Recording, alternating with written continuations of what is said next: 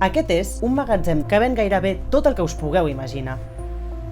Nabius, acer, cigarrets, pedra calcària, una bala i fins i tot algunes coses que no us podeu imaginar. També veig que hi tens fangs domèstics.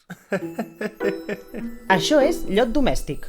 Quan tires de la cadena, tot passa pel clavegram i va a una depuradora d'aigües residuals. Allí el primer pas és eliminar el material sòlid. L'agafem, la sequem i es converteix en una pols fina. No recomanaria olorar-la. Quin és el propòsit de tot això? Per què ho venen i per què és tan car? Fa temps que estic aquí. A mi em sembla ciència-ficció saber que hi ha algú pensant en això, Sí, que algú ho col·lecciona. Sembla força fictici. Per què diantre existeix un lloc com aquest?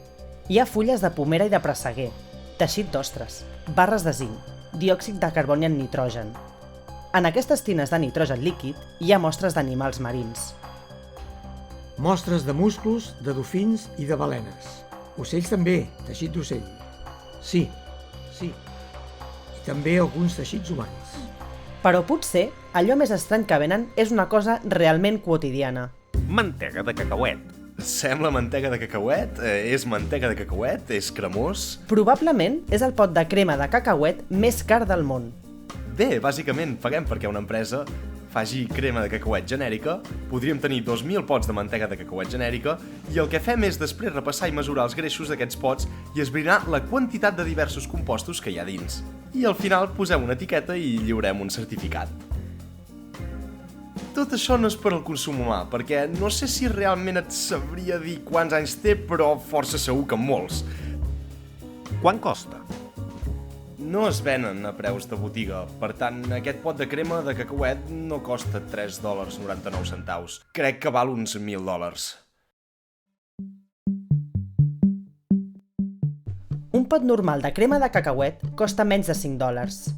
I a l'etiqueta pots veure els ingredients i les quantitats dels diferents nutrients, com proteïnes, greixos, sucre i sodi.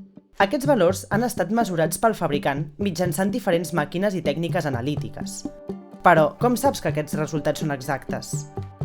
Bé, aquí és on entra el pot estàndard de mantega de cacauet oficial. Es barreja amb tanta cura i a fons que cada pot conté exactament la mateixa substància. Ens esforcem molt per homogeneïtzar-ho tot. Cal garantir una regularitat. Els científics de l'Institut Nacional d'Estàndards i Tecnologia, el NIST, triguen anys a identificar minuciosament les quantitats de tots els diferents compostos de la mantega de cacauet. Aquesta crema de cacauet es coneix com a material de referència estàndard o SRM. Venen aquestes mostres de mantega de cacauet estàndard perfectament identificades a investigadors i fabricants perquè puguin calibrar els seus equips. Bàsicament, el comprador sap que el seu equip funciona correctament si, quan fa servir la mantega de cacauet estàndard, obté els valors que el NIST proporciona al certificat. Hem passat molt de temps per assegurar-nos que som una referència i podem passar anys estudiant la quantitat de greix i intentant esbrinar quines són exactament les xifres. Així que, el que estàs pagant no és realment la crema de cacauet. És el coneixement del que hi ha exactament dins aquesta crema. El que realment determina el cost d'un material de referència estàndard és la nostra capacitat per afirmar la veritat. Produïm veritat en una ampolla. Pots pensar, per què importa que l'etiqueta de mantega de cacauet sigui precisa? Però l'Institut d'Estàndards mesura altres coses. La mantega de cacauet conté aflatoxines naturals. Són cancerígenes i poden causar càncer de fetge. Les produeixen els fongs dels cacauets. Per tant, si la crema de cacauet està feta d'un lot dolent de cacauets, interessa que la fàbrica pugui detectar amb precisió els nivells d'aflatoxines. I ho pot fer perquè la mantega de cacauet estàndard conté un nivell conegut d'aflatoxina que es pot utilitzar per calibrar els equips. Les autoritats alimentàries prenen mostres de cremes de cacauet i busquen aflatoxina? Normalment, en realitat, són els laboratoris privats que ho mesuren d'acord amb el marc legal. L'administració els pot aconsellar d'utilitzar el material de referència estàndard per assegurar-se que tenen les xifres correctes. És possible que l'Estat no ho controli directament. Hi ha diferents reptes a l'hora de mesurar els components de diferents aliments. Una pols fina, per exemple, és més fàcil de caracteritzar que una crema. Per tant, és útil tenir un material estàndard que s'apropi al model respecte a la composició i la consistència. Però és impossible que l'Institut d'Estàndards descrigui tots els tipus d'aliments. No podem fer informació sobre la truita, la perca i el salmó, són tots diferents. Agafem allò que en diríem un peix mitjana i l'estudiem. En altres peixos pots utilitzar-lo com a substitut. Així que tens una truita estàndard? Correcte, sí. Parla'm de l'homogenat de carn. És un producte de carns mixtes que s'ha barrejat a fons, s'ha triturat en una partícula molt fina i envasat en una llauna molt bonica. Per què no tenir una referència de pollastre, una referència de porc? No ho fem mai sols. Sempre treballem amb aquestes empreses del sector i diem «Ei, quin tipus de mescles necessiteu?» I llavors demanem que es barregi aquest tipus de material. Per tenir un material de referència útil, no cal que sigui el material exacte que un fabricant vol caracteritzar. Només ha d'estar prou a prop. El NIST ven al voltant de 30 aliments diferents repartits pel seu triangle alimentari. Als angles del triangle hi ha 100% hidrats de carboni, 100% greixos i 100% proteïnes. Per tant, seguint una barreja d'aquests 3 macroingredients, tots els aliments cauen en algun lloc del triangle. I per caracteritzar-los, cal utilitzar el material de referència estàndard més proper. Si intentes fer unes proporcions i dius d'una autoritat reguladora que fas pinso per animals, però el calibres amb mantega de cacauet, diran «Bé, aquesta crema de cacauet té un contingut de greix molt diferent». Així que el que volem donar-los és una matriu que sembli tant com sigui possible allò que estan acostumats a fer. Fins i tot tenen una barreja d'una dieta estàndard. Això s'anomena dieta típica. A través d'enquestes s'ha identificat què menja el nord-americà mitjà, ho vam comprar tot i ho vam barrejar i després ho vam assecar per congelació. És com una pols de color gris clar que representa tots els components nutricionals que consumiria un americà mitjà. Per tant, representa el contingut de sucre, proteïnes, vitamines, greixos que podries consumir, tot en un pot petit i triturat. En total, el NIST té prop de 1.300 materials de referència estàndard. Aquest és el nostre magatzem, d'aproximadament 6.000 metres quadrats, en el qual guardem tot el nostre inventari, els productes estàndard. I som un negoci. I el que m'entusiasma d'això, referint-me a la part tècnica, és que dirigeixo un negoci de 20 milions per al govern. Venem unes 30.000 unitats a l'any. Cada comanda és d'unes 3 unitats. La meitat es ven a nivell nacional i l'altra a una clientela internacional. Pots consultar tots els preus a la nostra web. És l'empresa en línia de tots aquests materials. Pots buscar el que vulguis. Crema de cacauet, homogenitzat de carn. Si el vull i tinc $1.000, me'l vendries? I hi ha cert control a qui venem. Home, protesto. Però no només els aliments tenen uns estàndards. A principis del segle XX hi havia un greu problema amb la qualitat de l'acer que s'utilitzava als ferrocarrils, tant a locomotores com a les vies. Sabien què havien de tenir els aliatges perquè funcionés, però les foneries no tenien cap manera de comparar els resultats del material que produïen amb el que els químics sabien que haurien d'elaborar. El Congrés va dir a l'Oficina Nacional d'Estàndards que necessitaven que els oferissin mostres estàndard d'acer perquè tothom pogués estar coordinat. El que van fer va ser fabricar acers estàndard, analitzar bé tots els seus elements constituents, com ara crom, ferro, hidrogen de carboni, i després els vam distribuir a les foneries interessades per comparar-se entre elles i comparar el seu producte amb una font coneguda d'acer. I aquests van ser els primers productes que van produir. L'acer segueix sent un dels estàndards més importants del NIST. Quin és el teu producte més venut? Doncs els Sharpies. Sharpies? Sí. Anem a veure un Sharpie. Per provar la força de l'acer, el professor Sharpie, Mr. Sharpie, va crear un test. Va muntar un pèndol que a l'extrem té un pes. I si estires el pèndol fins a una certa distància, pots calcular la seva energia potencial. A la vertical del punt de gir del pèndol hi ha una enclusa. I a l'enclusa hi ha una peça estàndard de metall anomenada Sharpie. La idea és que el pèndol passa i trenca la proveta i després puja a l'altre costat. I a partir d'aquí pots calcular la quantitat d'energia que ha calgut per trencar aquesta peça d'acer.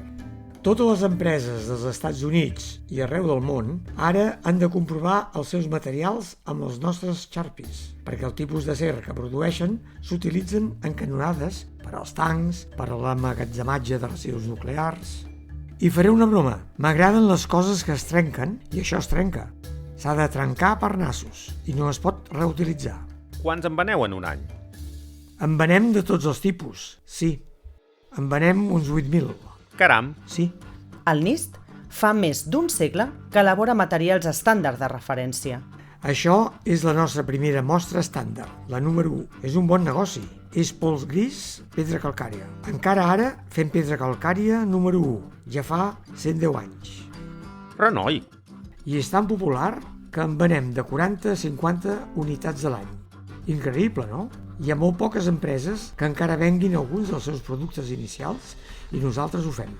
La majoria de materials que hem comentat fins ara s'utilitzen per al calibratge, però n'hi ha d'altres que s'usen per la validació. Això significa que s'utilitzen directament en proves de la indústria per garantir la consistència? Un exemple són els cigarrets. Evidentment, fumar al llit era un problema real i els incendis estaven a tocar.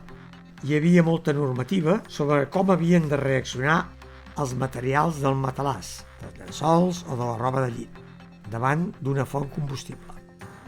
I van produir unes cigarretes estàndard que, juntament amb les proves de l'ASTM test, ajudaven els fabricants a determinar el grau d'inflamabilitat dels seus mobles, roba de llit o matalassos.